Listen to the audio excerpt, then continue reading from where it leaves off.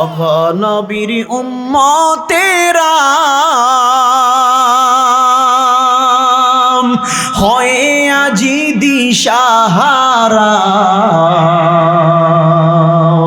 কোরআন হাদিস ছেড়ে চলো যখন যাহা চাই মনে, নবী বিনে কে তরাবে ফুল সিরাত মিজানে, নবী বিনে কে তরাবে ফুল সিরাত মিজানে। চলো চলো চলো মুমিন চলো নবীর সন্ধানে, নবী বিনে কে তরাবে ফুল সিরাত মিজানে। নবী আমার জীবন বরে দিনের লাগি কষ্ট করে, নবী আমার জীবন বরে দিনের লাগি কষ্ট করে, দান দান শহীদ করিলেন উহুদেরই ময়দানে, দান দান শহীদ করিলেন উহুদেরই ময়দানে, নবী বিনে কে তরাবে ফুল সিরাত মিজানে, নবী বিনে কে তরাবে ফুল সিরাত মিজানে। এমন ইয়াতিম নবী আমার, পিতা মাতা নাই যে তাহার, এমন এতিম নবী আমার, পিতা মাতা নাই যে তাহার, তারপরেও কত মারা মারলো তাকে দুশ্মনী, তারপরেও কত মারা মারলো তাকে দুশ্মনী, নবী বিনে কে তরাবে জানে, নবী বিনে কে তরাবে। আম্মাজান আয়েশা রাদিয়াল্লাহু তাআলা আনহা বলেন, একদিন বলেন ইয়া রাসূলুল্লাহ, নবী গো আপনার শরীর মুবারক এত সুন্দর কিন্তু বসন্তের দাগ দেখা যায়। মায়ার নবীকে বললেন, আম্মাজান আয়েশা বলেন নবী আপনাকে তো না বানাইলে আল্লাহ জমিনের কিছু বানাইতো না, অথচ আপনার শরীর মুবারকের মধ্যে বসন্তের দাগ দেখা যায়, যদি একটু দোয়া করেন আমার আল্লাহ তো আপনার বসন্তের দাগগুলা মুছে দিবে, কারণ এগুলা দেখতে কেমন জানি দেখা যায়। নবী আমার মায়ের নবী ডাক দিয়া বলে, আয়েশা না না এগুলা আমার বসন্তের দাগ না। আম্মাজান আয়েশা বলে নবী তাইলে কিসের দাগ? নবী ডাক দিয়া বলে, আয়েশা জানো না আমি মুহাম্মদ এই দিনের দাওয়াত দিতে গিয়ে তায়েফের জমিনে কত কষ্ট করেছি, আমি মুহাম্মদ দিনের দাওয়াত দিতে গিয়ে উহুদের ময়দানে আমার এত জোরে জোরে পাথর নিক্ষেপ করেছে, তায়েফের লোকেরা আমারে এত জোরে জোরে রে পাথর নিক্ষেপ করেছে, আমার পুটন্ত চেহারার মাঝে আমার পুটন্ত শরীরের মাঝে এমন জোরে জোরে পাথর করেছে, আমি মুহাম্মদ সহ্য করতে পারি নাই, আমি মুহাম্মদের উপরে এমন আঘাত করেছে। আম্মাজান আয়েশা বলে নবী ওই সময় কি আপনি দোয়া করেন নাই? ওই সময় কি আপনি আল্লাহর কাছে সাহায্য চান নাই? নবী বলে, ওরে আয়েশা জানো ওই সময়ও জিবরাইল হাজির হইয়া বলে, নবী বলেন এই যে গুনাহগার উম্মত কাফের বেঈমানেরা আপনি মায়ার নবীর উপরে আঘাত করতেছে, যদি বলেন আল্লাহ তো ধ্বংস করে দিবে। আমি মুহাম্মদ কি বলেছি জানো? ওরে আয়েশা ওই সময় আমি মুহাম্মদ বলেছি, এরে জিবরাইল আমি মুহাম্মদ যদি বদদুয়া দেই বলো আমার গুনাহগার উম্মতের কি হবে? এক এক করিয়া যদি আমি মুহাম্মদ বদদুয়া দেই আমার গুনাহগার উম্মত ধ্বংস করে দিবে, কারণ আল্লাহ আমাকে এত ভালোবাসে আমার কষ্ট সহ্য করতে পারবে না, আমার দুঃখ সহ্য করতে পারবে না, অতএব আমি চাই আমার উম্মতকে যেন আল্লাহ হেদায়েত দান করেন। ওরে আয়েশা ওই সময় আমি মুহাম্মদ একবারের জন্য বদদুয়া দেই নাই। আম্মাজান আয়েশা বলে নবী তারপর আপনার জন্য মায়া লাগে। নবী বলে আয়েশা যেদিন দুনিয়া শেষ হয়ে যাবে, ধ্বংস হয়ে যাবে, কারণ দুনিয়ার জমিনে কেউ থাকতে পারবে না। কুল্লু মান আলাইহা ফান ওয়া ইয়াবকা ওয়াজহু রাব্বিকা যুল জালালি ওয়াল ইকরাম। আল্লাহ বলেন জমিনটাকে আমি আল্লাহ ধ্বংস করিয়া দিব, সব শেষ হয়ে যাবে, একমাত্র আমি আল্লাহ ছাড়া আমি আল্লাহ থাকবো। ও নবীর উম্মতের দল, নবী ডাক দিয়া বলে, আয়েশা যেদিন জমিনটা শেষ হয়ে যাবে রে আয়েশা, হাসরের ময়দান হবে, কিয়ামতের ময়দান হবে, সবাই ইয়া নাফসি ইয়া নাফসি ইয়া নাফসি করবে, সবাই ইয়া নাফসি করবে।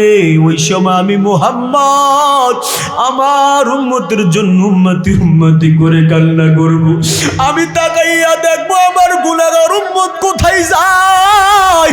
যদি আমার গুনাহগার উম্মত যদি জাহান্নামের দিকে চলিয়া যায় রে আয়েশা, ওই সময় আমি মুহাম্মদ আমার চাদরটা উঠায়া বলবো, আল্লাহ বন্ধু আমার যে উম্মতের মায়া নিয়া নিয়া জমিনের মাঝে আমি মুহাম্মদ দিন প্রচার করেছি, যে উম্মতের জন্য যে কোরআনের বাণী প্রচার করতে গিয়া মার খাইলাম, আপনি আমার এই দাগের দিকে তাকান, এই দাগের উসিলাতে আমার গুনাহগার উম্মতকে জান্নাত দিয়া দেন।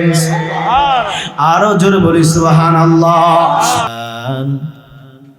ওয়া ইনসানান আলা ইনসান ওয়া নাশহাদু আল্লা ইলাহা ইল্লাল্লাহু ওয়াহদাহু লা শারীকা লাহু লা জিদ্দা লাহু ওয়া লা নিদ্দা লাহু ওয়া লা মিছলা লাহু ওয়া নাশহাদু আন্না সাইয়্যিদানা ওয়া সানাদানা ওয়া হাবিবানা وحبيب ربنا وطبيبنا وطبيب قلوبنا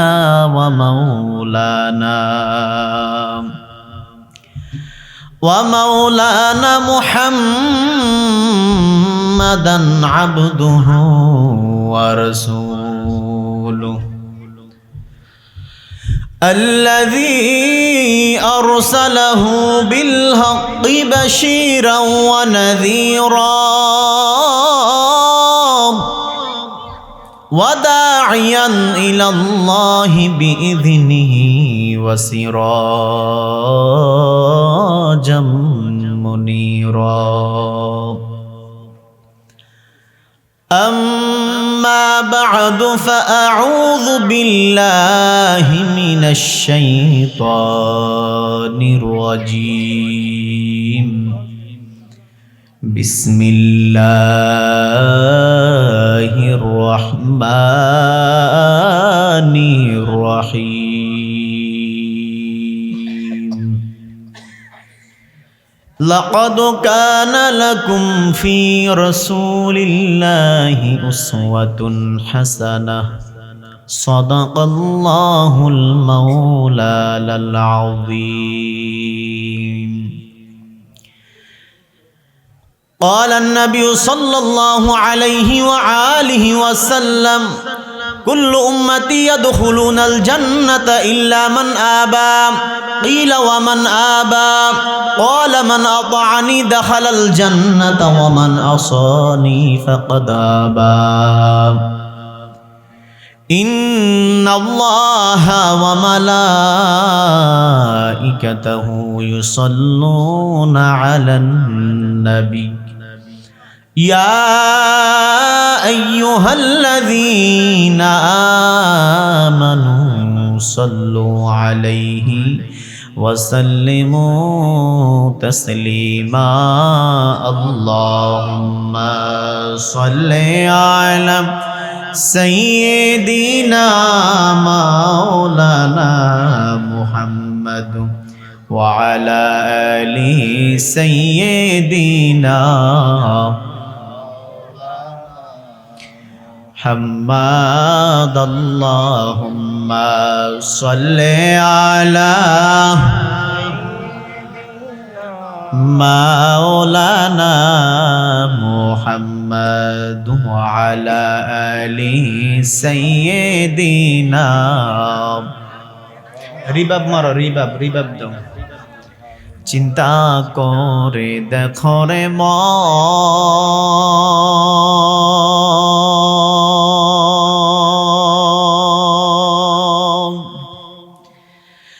মনরে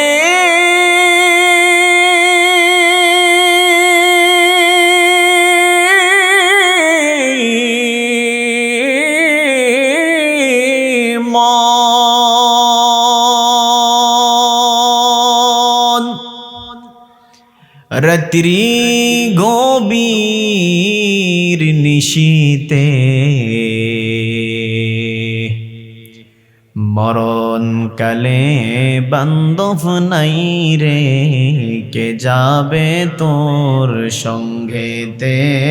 আল্লাহুম্মা সাল্লি আলা সাইয়্যিদিনা মাওলানা মুহাম্মদ ওয়া আলা আলি সাইয়্যিদিনা।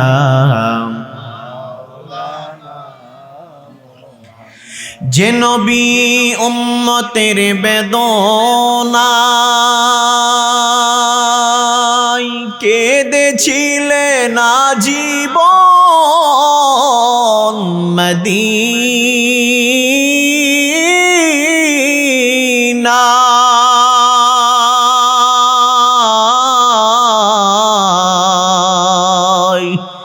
সেই নবী সেই রাসূল যদি এত সুন্দর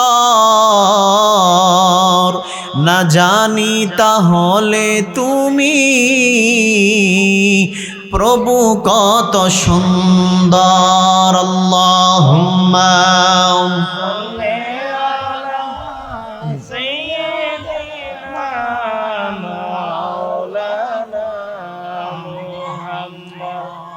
وعلى آل سيدنا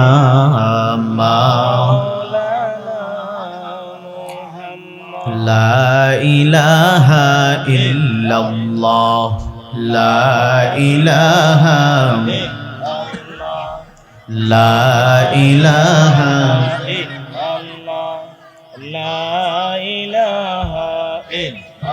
তো মহাব্বতে সকলেই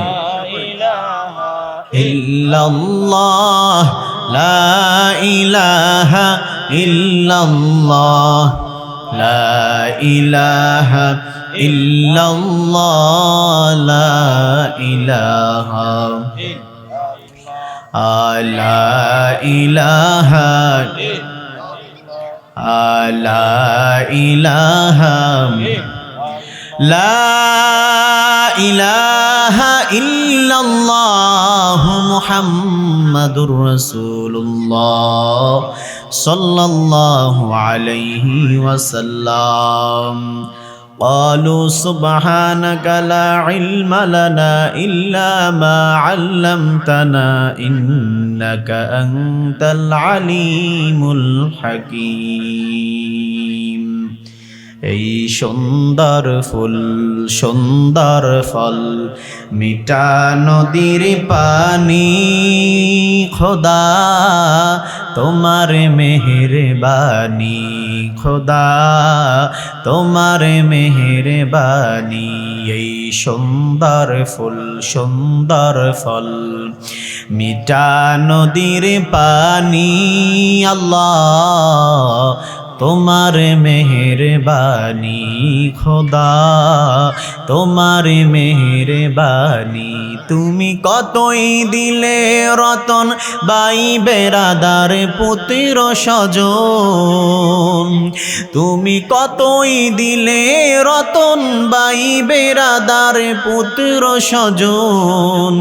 ক্ষুধা পেলে অন্ন যোগাও মানি চাই না মানি, খোদা তোমার মেহেরবানি এই সুন্দর ফুল সুন্দর ফল মিঠা নদীর পানি খোদা তোমার মেহেরবানি আল্লাহ তোমার মেহেরি। শালদর গ্রামবাসীর উদ্যোগে ও কবরবাসীর আত্মার মাগফিরাত কামনার্থে 11তম বার্ষিকী ওয়াজ ও দোয়ার মাহফিলের সম্মানিত সভাপতি হাজী মোহাম্মদ হাবিবুর রহমান সাহেব ইরন মিয়া শালদর, আল্লাহুম্মা বারাকাল্লাহু ফি হায়াতি, সকলে বলি আল্লাহুম্মা আমিন। আজকের এই মাহফিলের সম্মানিত প্রধান বক্তা বিশিষ্ট আলেমে দ্বীন সালাউদ্দিন সুন্নি আল কাদেরী সাহেব, যিনি উপস্থিত আছেন আপনাদের মাঝে, প্রধান আকর্ষণ, সারা বাংলাদেশের আলোড়ন সৃষ্টিকারী, সমুদ্র কণ্ঠ আলোচনা করে থাকেন, তাফসীর করে থাকেন, সম্মানিত ব্যক্তি হযরত মাওলানা আবু সাইদ নঈমী আত্তারী সাহেব, তালিম পেশ করেছেন বিশিষ্ট আলেমে দ্বীন সিরাজুল ইসলাম সিরাজি সাহেব, ওয়াজ করেছেন আরও আপনাদের সম্মুখে আমার আগেই ওহিদুর রহমান সিদ্দিকী সাহেব, হোসাইন আহমেদ সাহেব, মাহবুর রহমান সাহেব সহ আমার যিনি মাহফিল পরিচালনা আছেন, যিনি আমার থেকে অনেক জ্ঞানী লোক, সম্মানিত ব্যক্তি আব্দুল্লাহ ভাই সাহেব, সোনাঙ্গাদা মাদ্রাসার শিক্ষক, মুআজ্জাজ মোকাররম জাতির মাথার মুকুট ওরাসাতুল আম্বিয়া হযরত উলামায়ে কেরাম, দূর দূরান্ত থেকে আগত আল্লাহ পাকের আশিকিন দাকিরিন শাকিরিন মুহিব্বিন মুরিব্বিন এজাব, আমার কলিজার টুকরা যুবক বন্ধুগণ, স্নেহের ছোট ভাই, পর্দানিশী শ্রদ্ধেয় সম্মানিত মা ও বোনেরা, আল্লাহ সুবহানাহু ওয়া তাআলার দরবারে লাখ কোটি শুকরিয়া যে মহান মহিয়ান রব্বুল আলামিনের অগণিত রহমত ও বরকত দয়া মায়ার কারণে আজকে আমরা 10 মায়ের 10 সন্তানকে একত্রিত করে কোরআন সুন্নাহর বাগানে আসার বসার, 2-4টি কথা বলার শোনার তৌফিক দান করে দিয়েছেন। এই ফিতনা ফাসাদের সময়, এই মারামারি কাটাকাটি হানাহানির সময় রব্বুল আলামিনের দরবারে শুকরিয়া আদায় করে উচ্চ আওয়াজে বলি আলহামদুলিল্লাহ। লাখ কোটি দরুদ ও সালাম সাইয়্যিদুস সাকালাইন ইমামুল মুরসালিন খাতামুন নবিয়্যিন নূরুন আলা নূর হাবিবে কিবরিয়া সুলতানুল আম্বিয়া শাহেন শাহে মদিনা নূরে মুজাসসাম ফখরে দুজাহান নূর নবী তরানে আলা নবী শাফায়াতের কান্ডারি নবী মুহাম্মদুর রাসূলুল্লাহ সাল্লাল্লাহু আলাইহি ওয়াসাল্লামের উপর পবিত্র কালামুল্লাহ শরীফ থেকে একটি আয়াত তেলাওয়াত করেছি, রাসূলের অগণিত হাদিস থেকে হাদিস পড়েছি। ওই আয়াত হাদিসের উপরে সামান্য কিছু কথা বলবো। রব্বুল আলামিন যেন এই গুনাহগারের জবান দিয়ে বলার তৌফিক দান করে এবং আপনাদেরকেও যেন সহজে বুঝাইতে পারি, সকলে বলো না আমিন। তবে ইনশাআল্লাহ আপনাদের সারা রাত তো আসলে আলোচনা করেও লাভ নাই, আবার তো ফজর নামাজ পড়তে হবে, কথা বলেন ঠিক কিনা? আলোচনা শুনলেই হবে নাকি আমল করতে হবে? বলেন, আমল করতে হবে। বক্তা সাহেব সারা রাত বয়ান করবে আর আমল করা হবে না, সেই ওয়াজের দাম আছে? বলেন, সবাইকে আমল করতে হবে। মূল উদ্দেশ্য কি, মূল মাকসাদ কি আমাদের? মাহফিলের এই যে আজকে একটা ইসলামী জলসা সাজাইলেন, মাহফিল সাজাইলেন, তাফসীর কোরআনের মাহফিল করতেছেন, এটার মূল মাকসাদ কি? যে মানুষ এখান থেকে কিছু হেদায়েত হবে, মানুষ এখান থেকে কিছু শিখবে, এই উসিলাতে কিছু আমল করবে, ঠিক কিনা বলেন? এটাই তো মূল টার্গেট। সেই নিয়তে আপনাকে আমাকে বসতে তো হবে, ঠিক কিনা? বসতে হবে আমাদের সবাইকেই সেই নিয়তে, যেন আল্লাহ এই মাহফিলটাকে কবুল করে। কারণ কোন জায়গার মাহফিল কবুল হয়, কোন কথার দ্বারা মানুষ কবুল হয়, কার কথার দ্বারা বলা তো জানা বলা যায়। এক একটা ফুলের তো অনেক, ফুলের অভাব নাই, এক একটা ফুলের এক একটা ঘ্রাণ জানা নাই বলেন। এই জন্য বললাম বাবারা, নিয়ত করে বসে রব্বুল আলামিন যদি আজকের এই জান্নাতের বাগানটাকে কবুল করে, হতে পারে এর উসিলায় হাশরের ময়দানে জান্নাত পেতে পারে। সুবহানাল্লাহটা মনে জোর হয়েছে। মানুষ কম হলেও সমস্যা নাই, কিন্তু ইমানি শক্তি তো মুসলমানদের আছে না নাই? বলেন, মুসলমানরা চলে কিসের পাওয়ারে? ইমানি পাওয়ারে চলে, ইমানি শক্তিতে চলে। আমরা মুসলমানের সংখ্যা আলহামদুলিল্লাহ বাংলাদেশ সহকারে সারা পৃথিবীর জমিনে কম থাকলো, আলহামদুলিল্লাহ ইমানি শক্তি আছে না নাই? আমাদের কাছে আছে ইমানি পাওয়ার, ঠিক কিনা বলেন? আমরা শাহজালালের উত্তরসূরি, শাহপরানের উত্তরসূরি, আমরা এই বাংলাদেশের আব্দুর রহমান হানাফির উত্তরসূরি, শামসুল হুদা রহমাতুল্লাহি আলাইহির উত্তরসূরি, আমরা মাহমুদুর রহমান পীর সাহেবের উত্তরসূরি, আমরা জারসিনার উত্তরসূরি, জনপুরের উত্তরসূরি, বান্দাগর উত্তরসূরি, আমরা এই জমিনের আল্লাহ ওয়ালাদের উত্তরসূরি, কথা বলেন ঠিক কিনা? এই জমিন আবাদ করেছেন আল্লাহ ওয়ালারা। এই জমিনের মধ্যে সিংহের মতন হুঙ্কার দিয়েছেন আল্লামা। এই জমিনের আব্দুর রহমান হানাফি রহমতুল্লাহি আলাইহি সিংহের মতন হুঙ্কার দিয়েছেন। এই জমিনের মাঝে শামসুল হুদা রহমতুল্লাহি আলাইহি এই জমিনের মাঝে এখনো সিংহের মতন হুঙ্কার দিয়ে যাচ্ছেন আমাদের মাথার তাজ আল্লামা মাহমুদুর রহমান পীর সাহেব। কথা বলেন ঠিক কিনা? এই জমিনের মাঝে সিংহের মতো হুঙ্কার দিয়েছেন শাহজালাল আলী আমিন রহমতুল্লাহি আলাইহি। এই জমিনের মাঝে সিংহের মতন হুঙ্কার দিয়েছেন এই জমিনের মাঝে আল্লামা ফুলতুলি সাহেব কেবলা। এই জমিনের মাঝে হুঙ্কার দিয়েছেন আল্লামা শাহপুরান রহমতুল্লাহি আলাইহি। এই জমিন আল্লাহওয়ালাদের জমিন। অতএব মুসলমানদের সংখ্যা কম হলে কি হবে? বাংলাদেশ হলো মুসলমানদের দেশ। বাংলাদেশ হলো 95% মুসলমান। কিন্তু মনে রেখো, আজ হোক আর কাল হোক, এই জমিনে ইসলামী আইন কায়েম হবে। ঠিক কিনা বলেন? আমরা মুসলমানদের শক্তি হলে ইমানি শক্তি। ঠিক কিনা বলেন? আমাদের ইমানি পাওয়ারেই এই জমিনের মধ্যে কোরআনের আইন চাই। আল্লাহ আমাদের সবাইকে কবুল করে বলেন আমিন। ভাইরা আমার, কোরআন থেকে কথা বলবো আর সেই নিয়তে বসে যেন আমল করতে পারি। ঠিক কিনা বলেন? জমিনের ভিতরে আল্লাহ রাব্বুল আলামিন অনেক কিতাব নাজিল করেছেন। 104 খানা কিতাব নাজিল করলেন। তবে বড় বড় 4টি কিতাব নাজিল করেছেন, তাওরাত, জাবুর, ইনজিল, কোরআন। এর ভিতরে একটা সর্বশ্রেষ্ঠ কিতাব হলো, সেটার নাম কি বলেন? আরো জোরে বলতে হবে, বলেন। আর একটু জোরে বলেন, নাম কি? কোরআন। ওই কোরআনটা নাজিল করেছেন আমার নবী রাহমাতুল লিল আলামিনের উপর নাজিল করেছেন। এই জন্য রব্বুল আলামিন বলেন, জমিনের ভিতরে আমি আল্লাহ যত কিতাব নাজিল করলাম, নবীর উম্মত, নবীর উম্মত, শালদরের মুসলমান শুনিয়া রাখো। আল্লাহ বলে, এই জমিনে যত কিতাব নাজিল করলাম, আমি আল্লাহ কোন কিতাব নাজিল করিয়া বলি নাই এই কিতাবের হেফাজতের দায়িত্ব আমি আল্লাহ নিলাম। কিন্তু আমার আল্লাহ বলে, বান্দা, আমি আমার নবী মায়ার নবী রাহমাতুল লিল আলামিনের উপর এমন একটা কিতাব নাজিল করলাম, যেই কিতাবটা পাহাড়ও গসতে চায় নাই, পর্বত চায় নাই, মাছ গেছ সবার কাছে চেয়েছিলাম, নিতে চায় নাই, বার সহ্য করতে পারবে না। অথচ এই কিতাব আমার মায়ার নবীর উপরে নাজিল করেছে উম্মতের জন্য, নবীর আমার বান্দার হেদায়েতের জন্য। বলি সুবহানাল্লাহ। এই কিতাব নাজিল করি আমার আল্লাহ বলে, জমিনের বান্দারা শুনিয়া নাও। সব কিতাব নাজিল করে আমি আল্লাহ একবারে বলি নাই হেফাজতের দায়িত্ব আমি আল্লাহ নিব গো।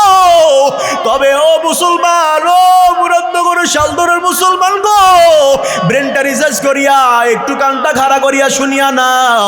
আমার আল্লাহ বলে, এই কিতাব নাজিল করি আমি আল্লাহ নিজে বলেছি, হেফাজতের দায়িত্ব আমি আল্লাহ নিলাম। আল্লাহ রাব্বুল আলামিন বলেন, ইন্না নাহনু নাযালনা যিকরা ওয়া ইন্না লাহু লাহাফিজুন।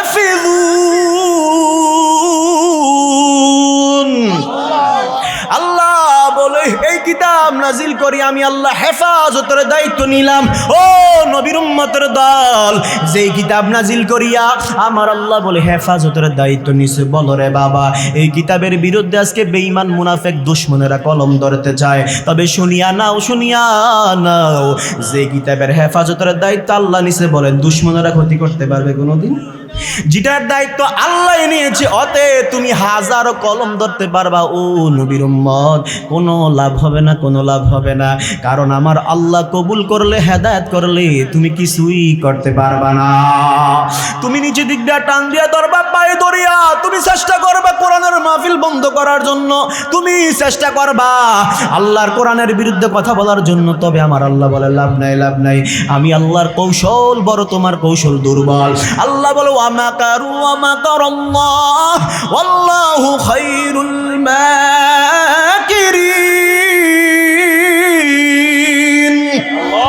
আল্লাহ বলে, তুমিও কৌশল অবলম্বন করবা, আমি আল্লাহ চেষ্টা চালা যাব, কৌশল করব। তোমার কৌশল সব তুচ্ছ, তোমার সব পরিকল্পনা তুচ্ছ, আমি আল্লাহর পরিকল্পনাই সফল। এর নবীর উম্মতের দল, এই জন্য রাব্বুল আলামিন কোরআনের মধ্যে বলেন, লাকাদ কানা লাকুম ফি রাসূলিল্লাহি উসওয়াতুন হাসানাহ। আল্লাহ রাব্বুল আলামিন বলেন, নবীজির মাঝে তোমাদেরকে যেই নবীজি দুনিয়ার জমিনে পাঠাইলাম, যে রহমাতুল লিল আলামিন মুহাম্মদুর রাসূলুল্লাহকে জমিনের মাঝে পাঠাইলাম, ওই নবীজির আদর্শের মাঝে আমি আল্লাহ সব আদর্শ দিয়েছি আমার বান্দারা। ওই নবীজির আদর্শকে ফলো করো, ওই নবীজিকে অনুসরণ করো, দেখবা তোমরা জমিনের মধ্যে সব কিছু পেয়ে যাইবা। আমাদের নবী সর্বশ্রেষ্ঠ নবী মুহাম্মদুর রাসূলুল্লাহ।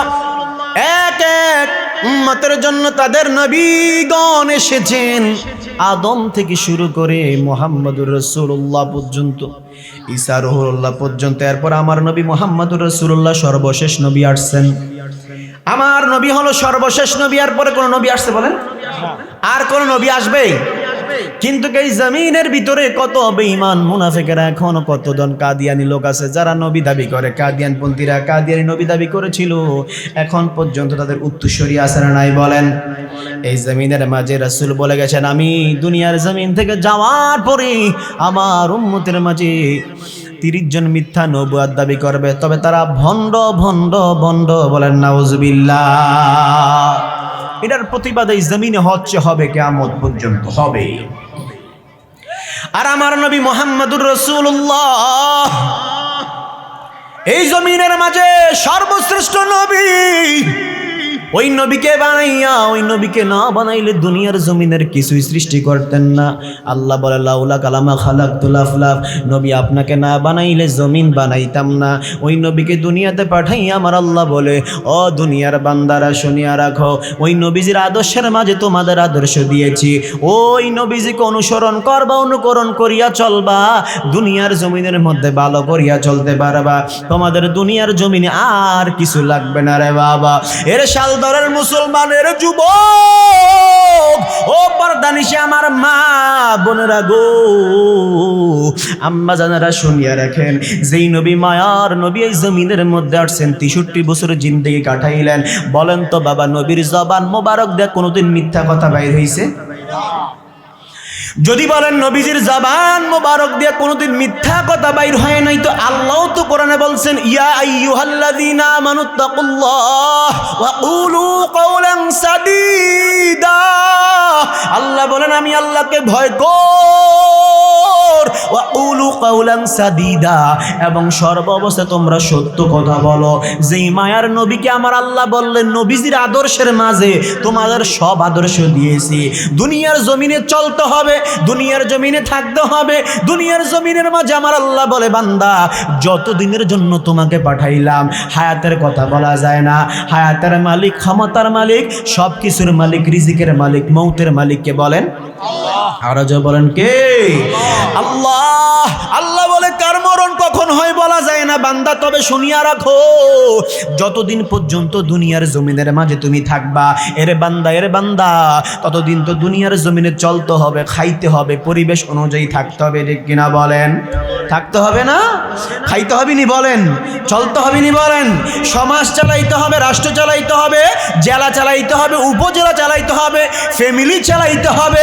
এই জন্য আমার আল্লাহ বলে, এই জমিনে যতদিন থাকো, একদিন থাকো আর 50 দিন থাকো, 1 বছর থাকো আর 50 বছর থাকো আর 100 বছর থাকো, এই জমিনের মাঝে তবে কোরআন অনুযায়ী চলবা, নবীজির আদর্শ অনুযায়ী চলবা, নবীজির আদর্শের দিকে তাকাইবা।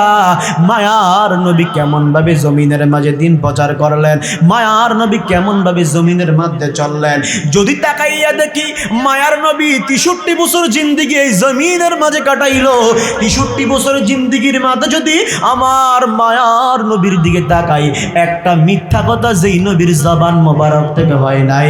অতএব আল্লাহ বলছে, ওই নবীর অনুসরণ করিয়া চলার জন্য, অনুকরণ করিয়া চলার জন্য, যেই নবী 63 বছর জিন্দেগিতে মিথ্যা বলে নাই, যেই নবী মিথ্যা বলে নাই, বলো উম্মত, তোমার জবান থেকে মিথ্যা কেন বাইর হয়? মিথ্যা বলে কিনা বলেন?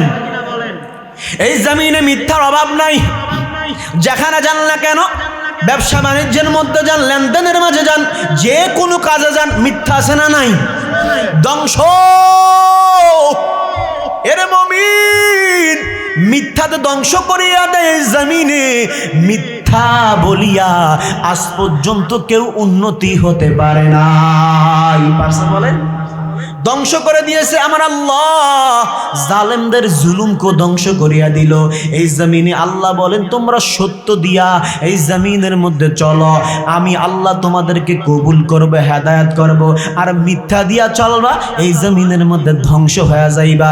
কারণ পরিণতি তোমার জাহান্নাম। কারণ থেকে শুরু করে নমরুদ ফেরাউনের দিকে তাকাও, কেউ এই জমিনে মিথ্যা দিয়াও টিকতে পারে না।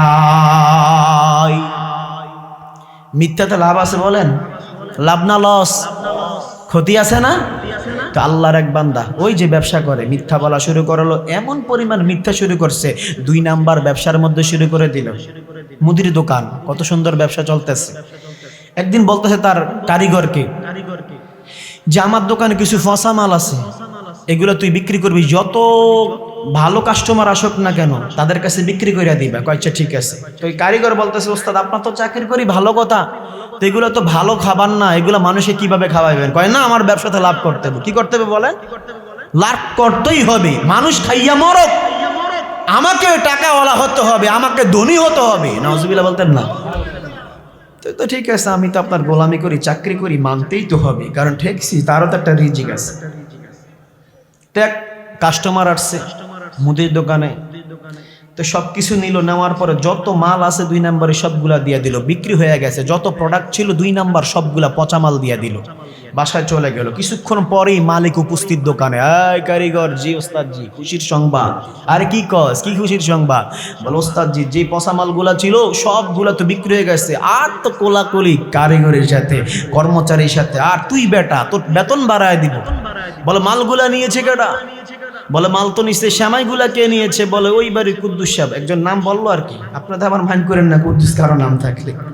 তো বলে কুদ্দুস সাহেব শ্যামাইগুলা নিয়েছে, আলহামদুলিল্লাহ ভালো। এই তেলগুলা কে নিছে? পচা তেল যেগুলো ডেট নাই। বলে এই কুদ্দুস সাহেবে নিছে। শ্যামাই কুদ্দুস সাহেব, চিনিগুলা কুদ্দুস সাহেব, সব কুদ্দুস সাহেব, ডাইল সব কুদ্দুস সাহেব। আরে কস কি? কিছুক্ষণ পরে মালিক বেহুশ। হায় হায়, কি ব্যাপার? মালিক তো খুশি হওয়ার কথা, প্রথম হাসি দিল, এখন বেহুশ।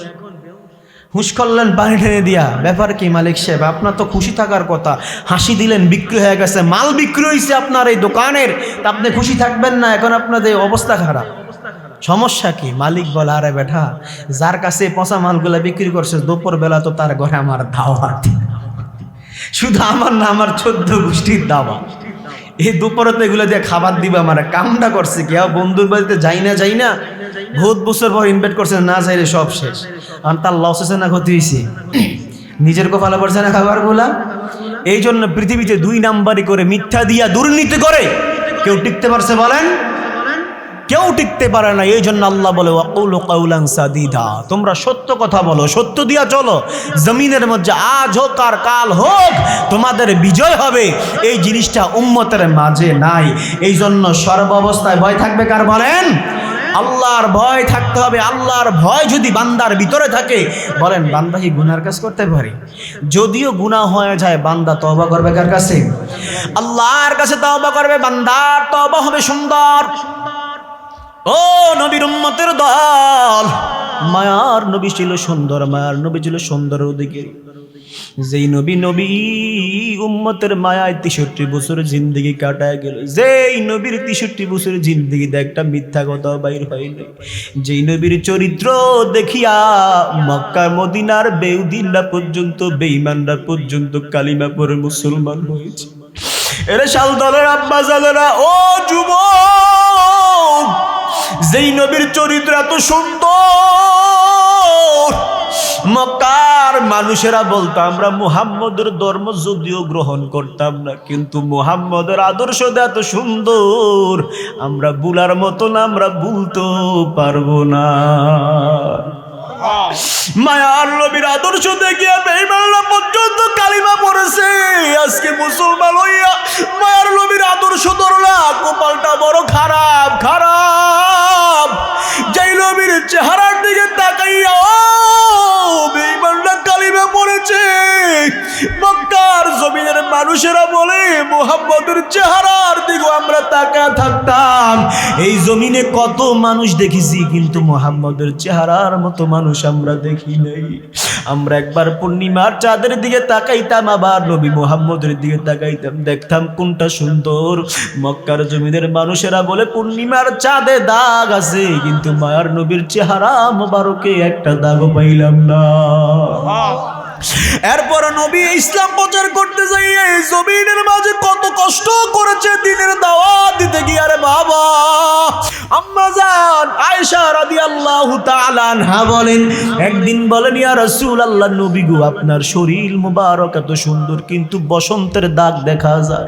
মায়ার নবীকে বললেন, আম্মা জান আয়েশা বলে, নবী আপনাকে তো না বানাইলে আল্লাহ জমিনের কিছু বানাইতো না, অথচ আপনার শরীর মুবারকের মধ্যে বসন্তের দাগ দেখা যায়। যদি একটু দোয়া করেন আমার আল্লাহ তো আপনার বসন্তের দাগগুলা মুছে দিবে, কারণ এগুলা দেখতে কেমন জানি দেখা যায়। নবী আমার মায়ের নবী ডাক দিয়া বলে, আয়েশা না না, এগুলা আমার বসন্তের দাগ না। আম্মা জান আয়েশা বলে, নবী তাইলে কিসের দাগ? নবী ডাক দিয়া বলে, আয়েশা জানো না আমি মুহাম্মদ এই দিনের দাওয়াত দিতে গিয়ে তায়েফের জমিনে কত কষ্ট করেছি। আমি মুহাম্মদ দিনের দাওয়াত দিতে গিয়ে উহুদের ময়দানে আবার এত জোরে জোরে পাথর নিক্ষেপ করেছে। তায়েফের লোকেরা আমারে এত জোরে জোরে রে পাথর নিক্ষেপ করেছে, আমার পুটন্ত চেহারার মাঝে, আমার পুটন্ত শরীরের মাঝে এমন জোরে জোরে পাথর করেছে, আমি মুহাম্মদ সহ্য করতে পারি নাই। আমি মুহাম্মদের উপরে এমন আঘাত করেছে। আম্মা জান আয়েশা বলে, নবী ওই সময় কি আপনি দোয়া করেন নাই? ওই সময় কি আপনি আল্লাহর কাছে সাহায্য চান নাই? নবী বলে, ওরে আয়েশা জানো ওই সময়ও জিবরাইল হাজির হইয়া বলে, নবী বলেন এই যে গুনাহগার উম্মত কাফের বেঈমানেরা আপনি মায়ার নবীর উপরে আঘাত করতেছে, যদি বলেন আল্লাহ তো ধ্বংস করে দিবে। আমি মুহাম্মদ কি বলেছি জানো? ওরে আয়েশা ওই সময় আমি মুহাম্মদ বলেছি, এরে জিবরাইল আমি মুহাম্মদ যদি বদদুয়া দেই বলো আমার গুনাহগার উম্মতের কি হবে?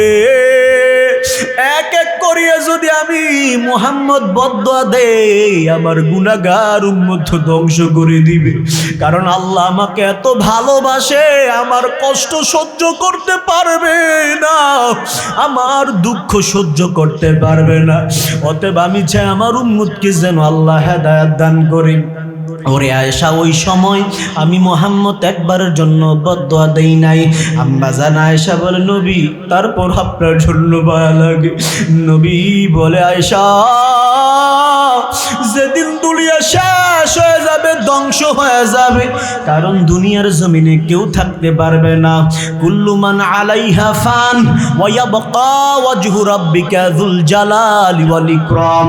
আল্লাহ বলেন জমিনটাকে আমি আল্লাহ ধ্বংস করিয়া দিব, সব শেষ হয়ে যাবে, একমাত্র আমি আল্লাহ ছাড়া আমি আল্লাহ থাকবো। ও নবীর উম্মতের দল, নবী ডাক দিয়া বলে, আয়েশা যেদিন জমিনটা শেষ হয়ে যাবে রে আয়েশা, হাসরের ময়দান হবে, কিয়ামতের ময়দান হবে, সবাই ইয়া নাফসি ইয়া নাফসি ইয়া নাফসি করবে, সবাই ইয়া নাফসি করবে।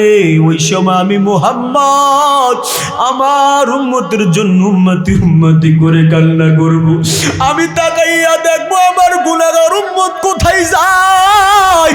যদি আমার গুনাহগার উম্মত যদি জাহান্নামের দিকে চলিয়া যায় রে আয়েশা, ওই সময় আমি মুহাম্মদ আমার চাদরটা উঠায়া বলবো, আল্লাহ বন্ধু আমার যে উম্মতের মায়া নিয়া নিয়া জমিনের মাঝে আমি মুহাম্মদ দিন প্রচার করেছি, যে উম্মতের জন্য যে কোরআনের বাণী প্রচার করতে গিয়ে মার খাইলাম, আপনি আমার এই দাগের দিকে তাকান, এই দাগের উসিলাতে আমার গুনাহগার উম্মতকে জান্নাত দিয়া দেন। আরো জোরে বলি সুবহানাল্লাহ। নবীর উম্মতেরা হয়ে আজি দিশাহারা,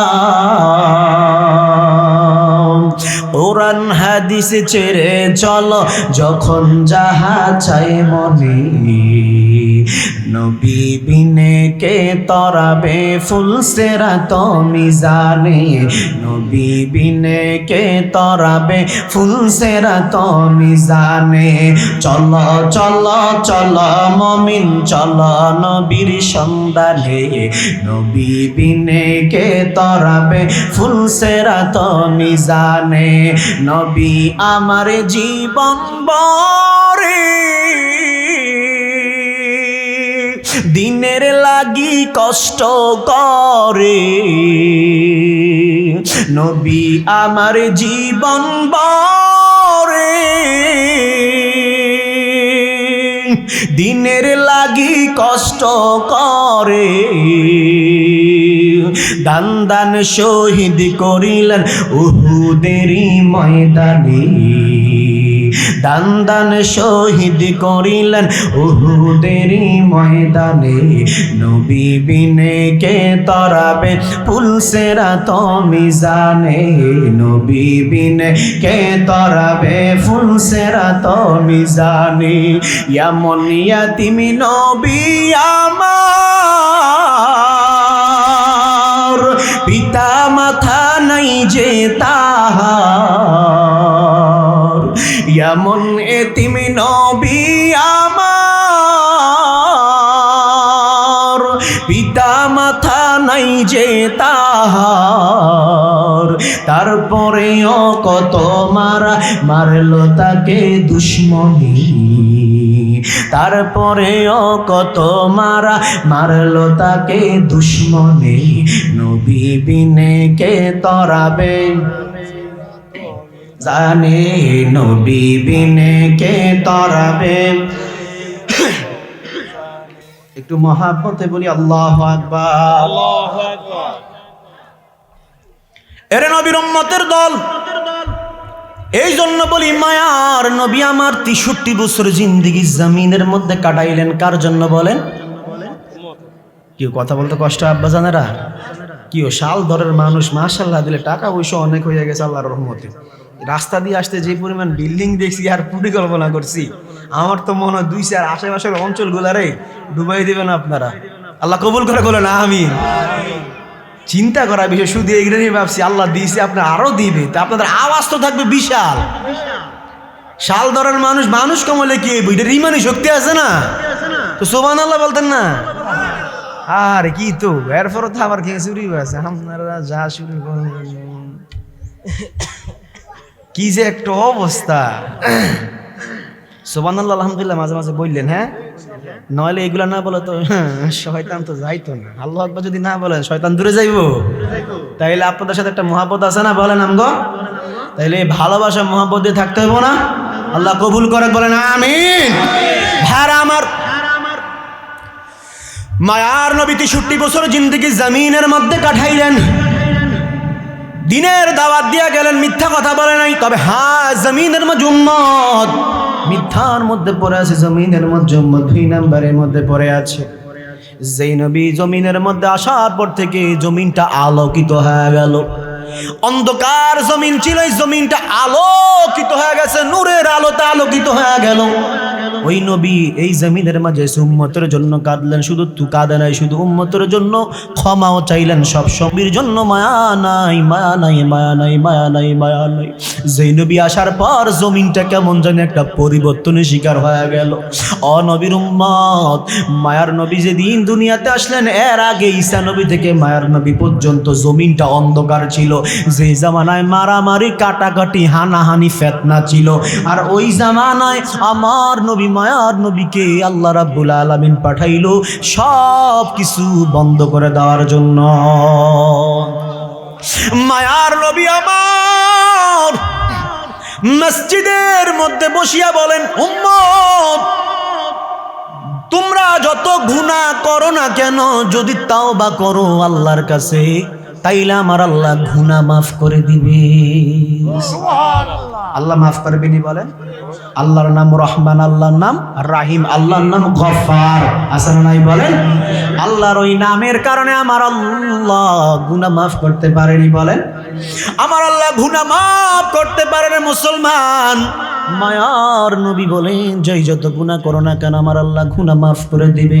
আমার আল্লাহ তো বলেন, ইয়া আইয়ুহাল্লাযীনা আমানু তুবু ইলাল্লাহি তাওবাতান নাসুহা।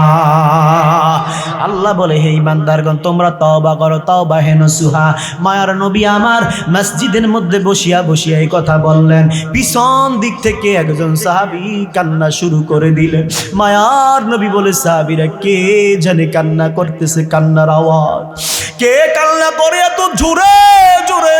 সাহাবীরা তাকাইয়া দেখো আমার কোন সাহাবী কান্না করে। নবী যখন কথা বলতেন, নবী যখন দুনিয়ার জমিনে জান্নাত জাহান্নাম কোন গুনার কথা বলতেন, যখন কিয়ামতের কথা বলতেন, সাহাবায়ে কেরামের চোখে পানি চলে আসতো। কিন্তু কই দিন একজন সাহাবী বেশি করে কান্না শুরু করলো।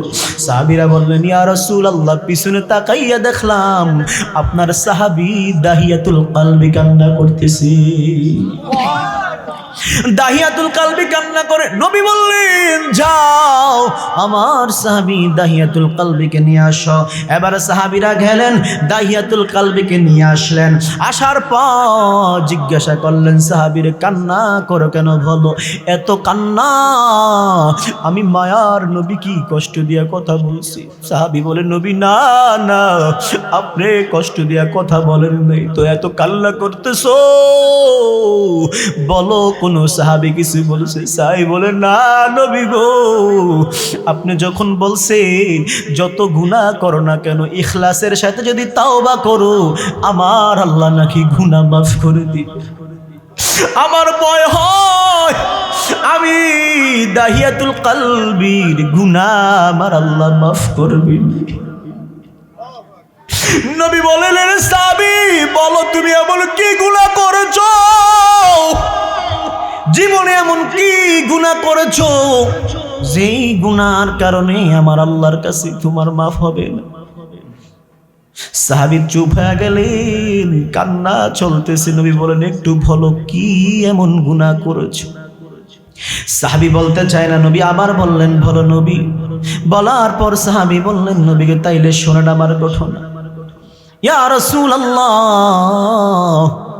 যে একটা জামানা ছিল আপনি নবী দুনিয়ার জমিনে আসছেন, এমন একটা আমি বিবাহ করলাম। আপনি তো জানেন এই জামানার মাঝে মহিলাদের কোনো মূল্য ছিল না, মহিলাদের কোনো সম্মান নাই। এমন একটা জামানা ছিল, অন্ধকার জামানা ছিল নবীজি আসার আগে। ওই জামানার মাঝে মহিলাদেরকে সম্মান দিত না, ইজ্জত দিত না। নাউজুবিল্লাহ বলেন। ওই জামানায় মেয়েদের কোনো সম্মান ছিল না, ইজ্জত ছিল না।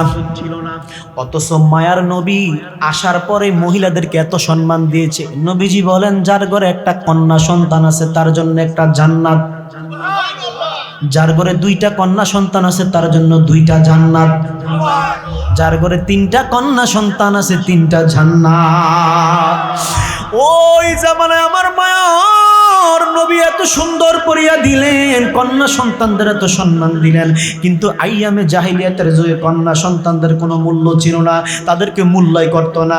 যাদের ঘরে কন্যা সন্তান হতো তারা অলক্ষী মনে করতো। নাউজুবিল্লাহ বলুন।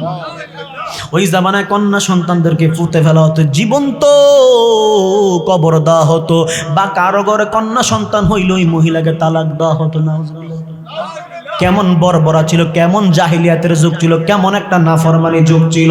ওই জামানার মধ্যে দাহিয়াতুল কলবি বলে, নবী আমি বিবাহ করলাম, বিবাহ করার পর কয়েক মাস পরে আমার একটা ব্যবসার জন্য সফরে যাইতে হবে অনেক দূরে। আমি 5-6 বছরের জন্য সফরের মধ্যে চলিয়া যাব। আমি যাওয়ার পর আমি আমার বিবির বললাম, বিবি গো সফরে চলে যাচ্ছি, হতে পারে 5-7 বছর লাগবে আসতে ব্যবসা শেষ করে। ও বিবি, আমার সন্তান তোমার গর্ভে যে সন্তানটা আছে, বিবি রে যদি কন্যা সন্তান হয় মারিয়া ফেলাইবা, যদি ছেলে সন্তান হয় রাখবা, যদি না মারো কন্যা সন্তান হইলে তাইলে তোমার অবস্থা খারাপ। বিবি বলে, আচ্ছা স্বামী ঠিক আছে। দাহিয়াতুল কলবি চলিয়া গেল। এই দিক দিয়া দুনিয়ার জমিনে দাহিয়াতুল কালবির ঘরের মাঝে রূপে রূপান্বিত একটা সন্তান হলো, কন্যা সন্তান। দেখতে এত সুন্দর, নাম রাখলেন জামিলা। সুবহানাল্লাহ। নাম কি বলেন? জামিলা। জামিলুন মানে সুন্দর। জামিলুন মানে কি? বিবি বললেন এত সুন্দর কন্যা সন্তান আমার গর্ভে আসছে, আমার স্বামী তো বলে গেছে তাকে মারার জন্য। কন্যা সন্তান যদি দুনিয়াতে হয় অলৌকিক লক্ষণ নাকি? কি ব্যাপার, কি ব্যাপার?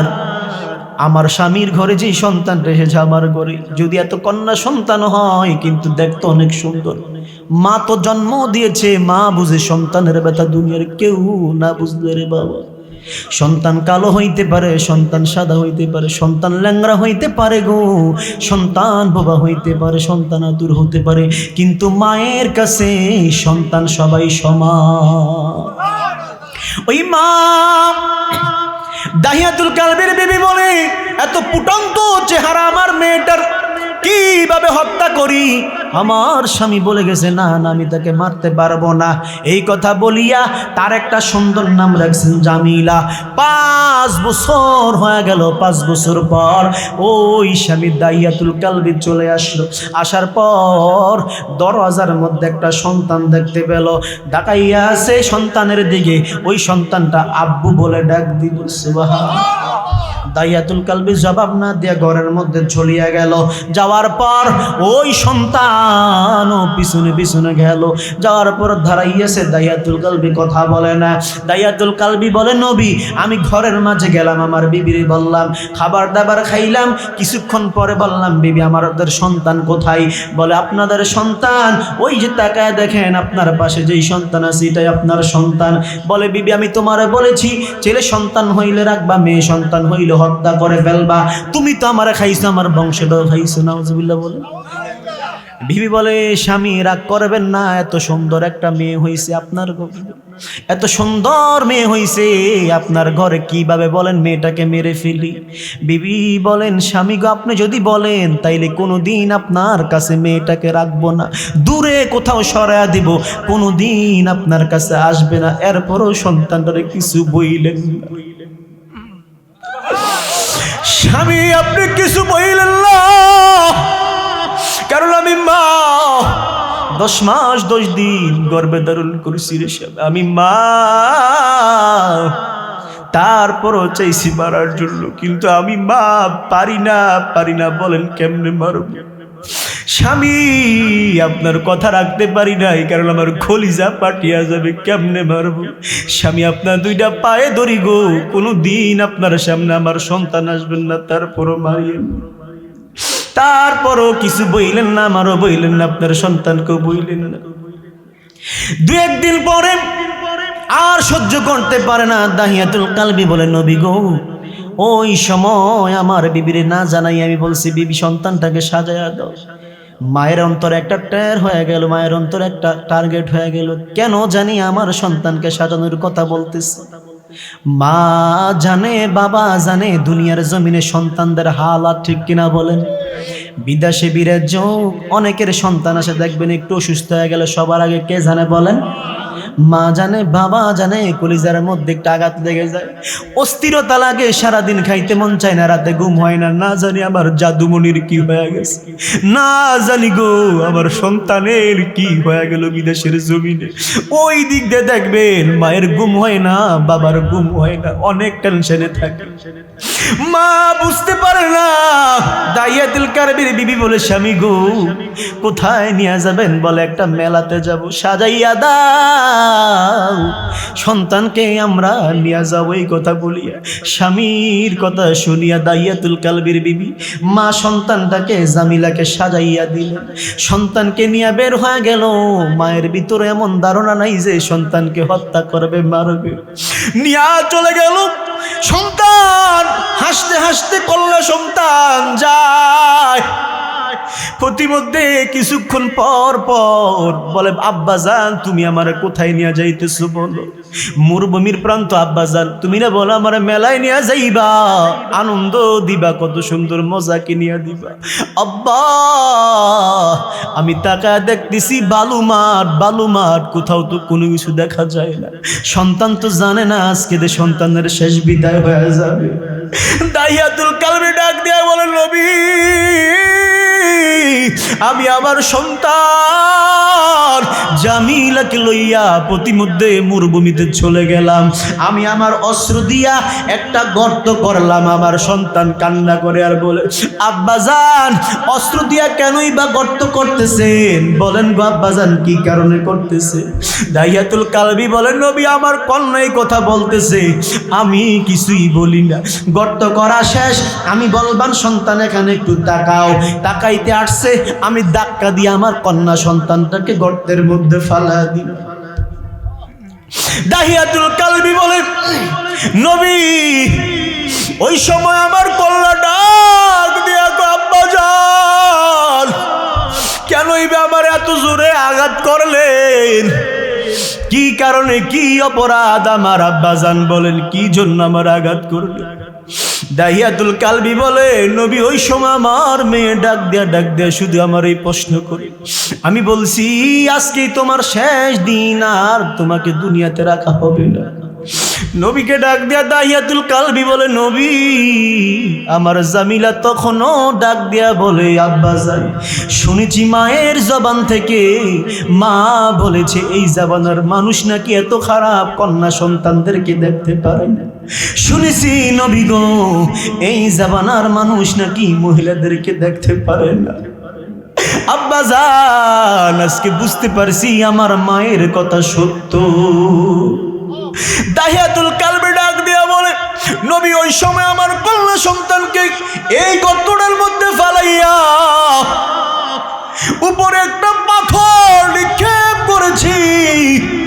আমার কন্যা সন্তান একটা চিৎকার দিয়া বলে আব্বা আব্বা আজকের পর থেকে আমি আর তোমার বাপ ডাকবো না রে বাবা, আমার সারিয়া দাও, তোমার সামনে আর আসবো না। নবী ও দাহিয়াতুল কালবি বলে নবী আমার সন্তান আব্বা আব্বা বলিয়া বলছি, আব্বা আমার সারিয়া দাও, আমি কখনো তোমার সামনে আর আসবো না। আমারে বলে তোমারে আমি আর কোনোদিন বাপ বলি একটা ডাকও দিব না। আব্বা আমার সারিয়া দাও, আমার মারিও না, আমার কলিজাটা ফাটিয়া যায়। আমার মা তো সঠিক বলছে, এমন একটা জামানাতে আমি আসছি। আব্বা গো আমার কলিজাটা ফাটিয়া যায়, আপনি আমারে বাঁচান। দাহিয়াতুল কালবি বলে নবী গো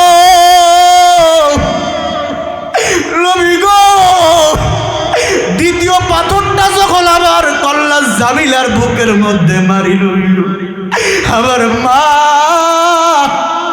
আমার কল্লা জামিলা আওয়াজ দিয়া বলে আব্বা আমারে বাঁচাও।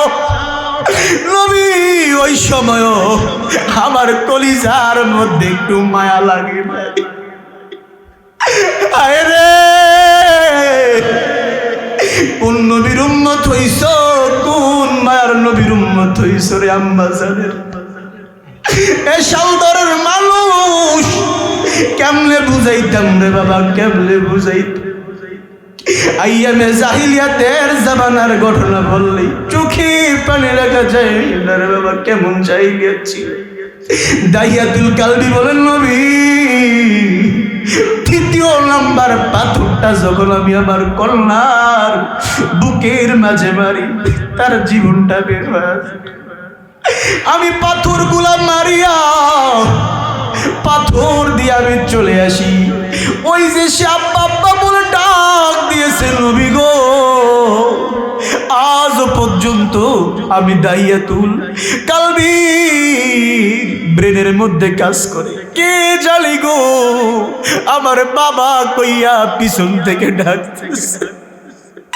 আমার এত জোরে মধুর বাবা গয়া ডাকতেছে, নবী আপনি যখন বলছেন আমার আল্লাহ জীবনের সব গুনাহ মাফ করে দিবে, নবী গো আমার তখনকার কথা মনে পড়ে গেল, আমার গুনাহ আমার আল্লাহ মাফ করবে। দাইয়াতুল কালবি কাল্লা করে, আর আমার নবীও চোখের পানি পালা কাল্লা করে। আমার নবী বলে, আল্লাহ কোন জমানায় তুমি দিলারে, কেমন নিষ্ঠুর মানুষ হতে পারে, এত কঠিন হৃদয়ের মানুষ বুঝি হতে পারে রে আল্লাহ, এত খারাপ মানুষ যদি এই জমিনে হতে পারে, নিজের কন্যাকে পাথর মারিয়া মারল। আমার আল্লাহ আমার স্বামীকে তুমি মাফ করে দাও। ওই সময় আমার মায়ার নবী বললেন, আর আমাদের নবীর জামানা কত সুন্দর। প্রথমে বলেছিলাম যার ঘরে একটা কন্যা সন্তান হবে তার জন্য একটা জান্নাত হবে। আরে নবীর উম্মতের দল আজকে মেয়েদেরকে কত সম্মান দিয়েছে, মা বোনদেরকে কত সম্মান দিয়েছে, মায়ের পায়ের নিচে জান্নাত। সুবহানাল্লাহ, আরো জোরে বলি সুবহানাল্লাহ। মায়ের পায়ের নিচে জান্নাত, মেয়েদেরকে এত সম্মান দিয়েছি, ইজ্জত দিয়েছি। যেই ঘরে কন্যা সন্তান জন্মগ্রহণ করে গো, আল্লাহর নবী বলে ওই ঘরে আল্লাহর রহমত বেশি থাকে। এত সম্মান এত ইজ্জত মা বোনদেরকে আমার নবীর উম্মতের এত দাম দিয়েছে, এত ইজ্জত দিয়েছে। শুকরিয়া তার আদায় করে বলি আলহামদুলিল্লাহ। আম্মা জানেরা চারটা কাজ করলেই জান্নাত, নামাজ, রোজা, স্বামীর খেদমত, পর্দা। বলি সুবহানাল্লাহ। এই চারটা কাজ করলেই কি জান্নাত বিনা হিসাব। এই জন্য বলবো আব্বা জানেরা, আম্মা জানদেরকেও বলবো, এত সম্মান আপনাদেরকে কোরআনে দিয়েছে। অন্য ধর্মের দিকে তাকান, নারীদের কোনো হক নাই, মূল্য নাই, অথচ আমাদের ধর্মের দিকে ছেলেরা যদি 2 ভাগ পায়, নারীরা 1 ভাগ পাবে বাবার সম্পত্তি। সুবহানাল্লাহ বলবেন না? কি সম্মান, কি ইজ্জত দিয়েছে কোরআনের মাঝে রাসূলুল্লাহর উম্মতদের জন্য। আল্লাহ আমাদের সবাইকে আমল করার তৌফিক দান করেন, বলো না আমিন। আপনাদের আজকের যিনি প্রধান আকর্ষণ চলে আসছে, সকলে বলি আলহামদুলিল্লাহ। এমনি তো অসুস্থ, প্রথমে বলেছি প্রোগ্রামে একটা ছিল কামাল্লাতে, এটা ক্যান্সেল করে দিচ্ছি আমি যাবোই না, আজকে 2 দিন ধরে তো অসুস্থ। কালকের পর দিন আবার যাবো সিলেটে। তারপরে ভাইজানকে বলছি একটু তাড়াতাড়ি চলে এসেন স্টেজে, যে আপনি একটু আগে এসেন, আমি চাইরা দেবো। অনেক জ্বর ছিল, তারপর আপনাদের কাছ থেকে দোয়া নেওয়ার জন্য আসছি, দোয়া নেওয়ার জন্য এখানে আসছি, অন্য কিছু না। আব্বা জানেরা দোয়া করবেন না আমাদের জন্য? এভাবে তো দিনের দাওয়াত চলতেছে। আপনারা দোয়া নেওয়ার জন্য আসছি, আমাদের জন্য খাস করে দোয়া করেন। যিনি আমাদের মাঝে উপস্থিত হয়েছেন, সারা বাংলাদেশে আলোচনা করে থাকেন, এখন আপনাদের মাঝে আলোচনা করবেন। আল্লাহ রাব্বুল আলামিনের কাছে দোয়া চাই, আল্লাহ আমাদের সবাইকে কবুল করুক। সকলে মা বাবার খেদমত করবেন, দিনের খেদমত করবেন। ওমা আলাইনা ইল্লাল বালাগ। আসসালামু আলাইকুম ওয়া রাহমাতুল্লাহ।